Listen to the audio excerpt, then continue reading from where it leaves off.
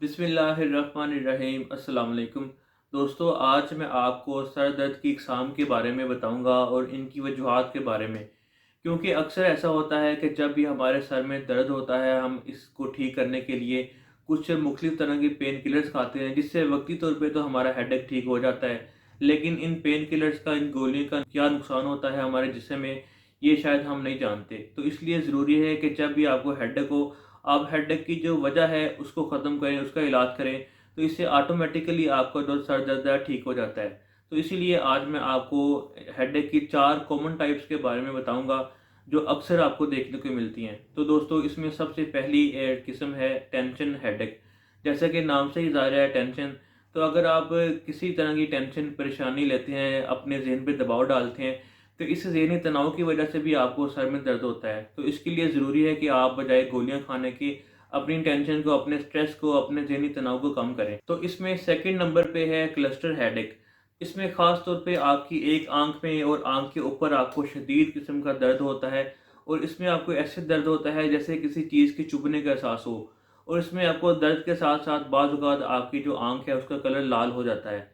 तो ये जो दर्द है, ये ख़ास तौर पे मर्दों की निस्बत औरतों में ज़्यादा देखने को मिलता है।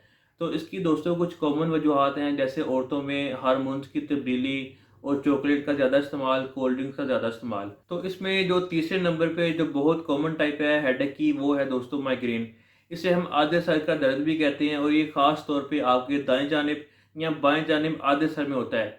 तो ये ज़्यादातर 25 साल के एज के जो ऊपर के लोग होते हैं उनमें देखने को मिलता है। इसकी कुछ कॉमन वजूहात हैं, जैसे कम सोना, स्ट्रेस से कैफ़ीन का ज़्यादा इस्तेमाल और तेज़ रोशनी की वजह से भी माइग्रेन होता है। तो इसमें आपको ख़ास तौर पे मतली होती है। तो इसमें नंबर 4 पे है डाइजेस्टिव सिस्टम में ख़राबी की वजह से हेडेक यानी सर में दर्द होना।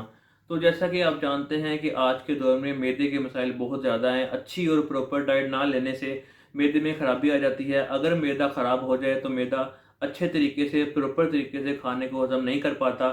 तो जिससे क्या होता है कि हमारा मैदा भारी हो जाता है, गैस बनती है, तेज़ाबियत हो जाती है। तो डाइजेस्टिव सिस्टम में ख़राबी की वजह से भी हमारे सर में दर्द हो सकता है।